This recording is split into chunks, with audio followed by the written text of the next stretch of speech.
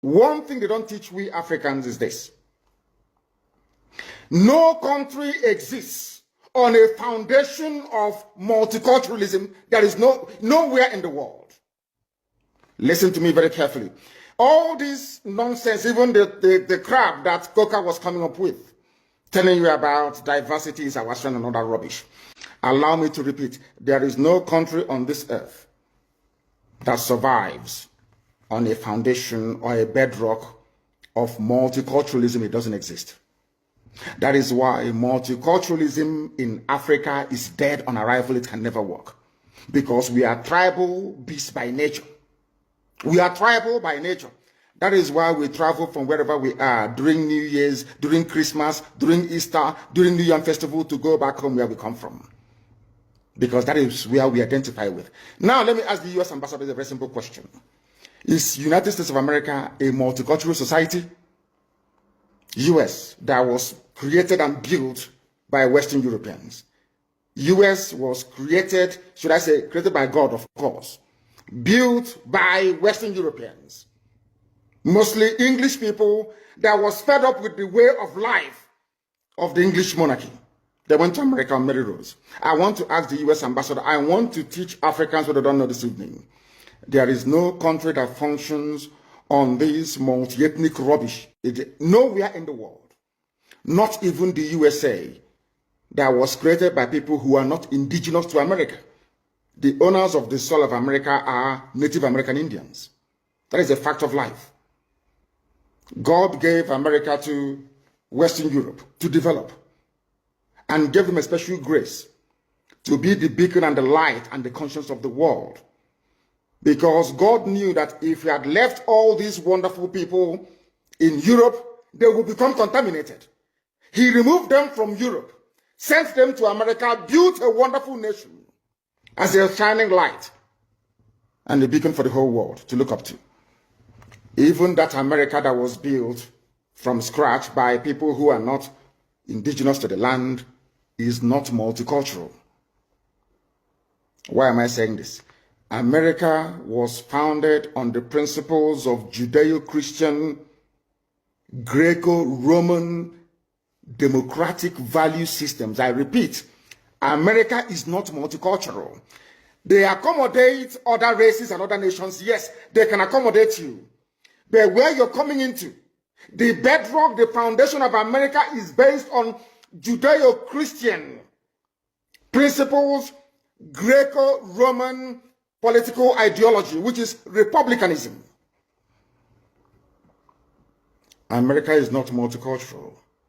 America is Western Europe. The value systems of Western Europe, Judeo-Christian, Greco-Roman, Republican governance. Had America been a multicultural society, they would have space for Sharia. I'm now addressing the U.S. ambassador to try to tell them to stop deceiving people. We are educated, we went to school for a reason. We are enlightened and we have our brain intact. There is no country on this earth that runs on this wishy-washy multiculturalism. It doesn't happen.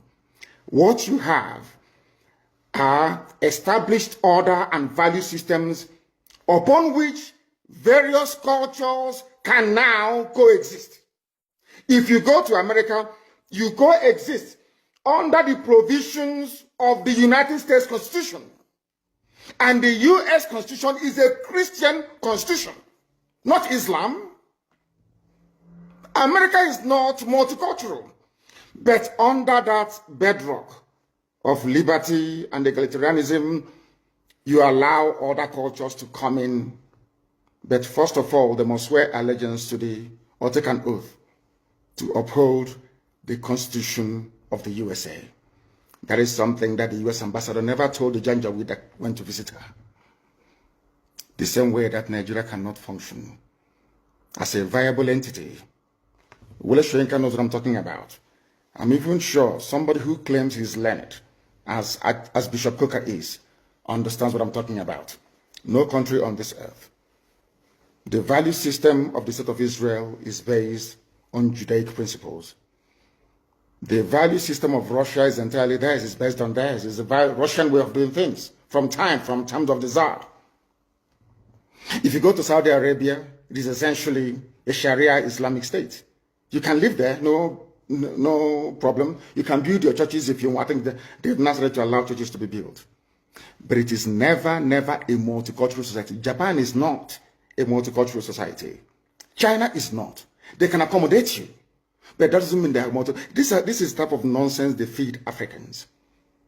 And we fall for that very gimmick of multiculturalism. At the end of the day, you end up with a useless contraption like Nigeria. You don't have any value system that anybody anywhere can define. If I talk about the USA, I can talk about hamburger in the USA. We can talk about, what else do they have in the USA? Hamburger, you can talk about, what's it called? What are the traditional dishes? Apple pie and all the rest of it. You can say that these are American dishes. If you go to the UK, you can talk about maybe mashed potato and bangers and mash, which is sausage and mashed potato as their national meal. That's understandable. But I ask you, if you come to Nigeria, what is the national dish of Nigeria? Does a Fulani Janjaweed eat ofe egusi, where we come from? Does an Igbo man eat a wedu soup? The answer is no. So on what basis is all this so-called multicultural foundation going to be laid upon? On what? We are not one people. We may be black, we may be Africans, but we're not one people. Not even one religion. If Britain cannot stay in an EU that is entirely Christian, EU is entirely Christian. Britain left. Nigeria, you don't know if Nigeria is Christian or in fact is Islamic. So for me to accept the multiculturalism being preached by the US ambassador, I have to embrace Islam as my religion. That's what it means. And some of you get taken in by all this rubbish. And I feel sorry for you. Yeah, sometimes when I say this, I'm being very arrogant. If you are educated, you will understand that no nation is multicultural. They allow other cultures to come in. It doesn't mean they're multicultural. They have a viable space where multicultural ideas or identities can thrive. But the foundation has to be monolithic. It has to be one dominant value system and ideology. That's how it is all over the world. Don't let anybody fool you otherwise. That is the same reason why you have this anomaly. In a so-called republic, you have royal fathers in a republic. Because you are trying to shuffle multiculturalism. You are trying to marry the feudal system of the North, the monarchical system of the West, and the Republican system in the East, to marry them into one. And what you have is entirely rubbish, and that is why Nigeria can never work. Not now, not tomorrow, not ever. Competing value systems. Nobody wants their own value system to be subsumed under another person's value system. This is something that the US ambassador never told you. But here I am telling you today. Because if you come here, you become educated. If you come here, you become enlightened. If you come here, you stop being a zoo animal, you become a human being. That is why we are the largest and, of course, the most consistent broadcasting platform insofar as Africa is concerned, right across the world.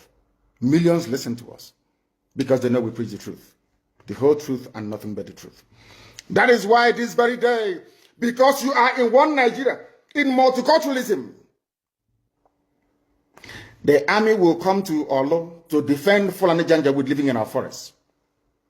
We went to Olo to defend our people. They came, they arrested the clerics. Men of God, they arrested all of them. How many times have you heard that imams were being arrested in the north? Or that villages were being invaded in the north and imams being arrested? Only in Biafra land. And this is your multiculturalism. This is a place where you want all of us to stay, somehow to pretend that all is well when we know that it is not. In that same Nigeria is where Fulani headsmen openly boast about conquest. Benue State is one. That is why I feel sorry for the idiots talking rubbish from Benue. They came and they made the same bold claim on Edo State. And I quote, "We will kill all policemen and take over Edo State." Vanguard publication of January 23, 2021, this year. Only 2 months ago. Nothing happened to them. Only the Fulanis can lay claim to land that doesn't belong to them and nobody will say anything. When you try to respond, they come against you. And your average foolish Nigerian who cannot reason properly, they're not educated very well, I'm sorry to say, will side with the oppressor. It's only in Nigeria where the victim becomes the accused. You came into Olo, Hope Uzodinma tried to give you land in Olo, to build a Fulani settlement. And we said no to it. That's all. To talk about our low crisis. And now they're trying to blame IPOB, they're trying to blame Eastern Security Network. But all of you are aware of the fact that Nigeria Army and Nigeria Police are essentially Fulani Janjaweed terrorists in uniform. The newspapers, all the articles, everywhere, the national discourse is replete with instances of Fulani being supplied by the military, as you're going to listen to later on. But nothing happens. When you try to fight back, you become the victim. And we are saying we are fed up of being victims. We can no longer be victims anymore. If you kill us, we will kill you. I'm saying it live on video, so you can share the video all over the world if you want. If you come to our land to kill us, we will kill you. As simple as that. It may take us some time, but eventually we'll overwhelm you. Well, in the end, we always win. As I warned them in Benue, we are in Benue. In all of our communities in Benue State, and we're not living there until we are certain that the lives and properties of our people there are firmly secured. Any day we learn to stop blaming the victims, this world will be a better place.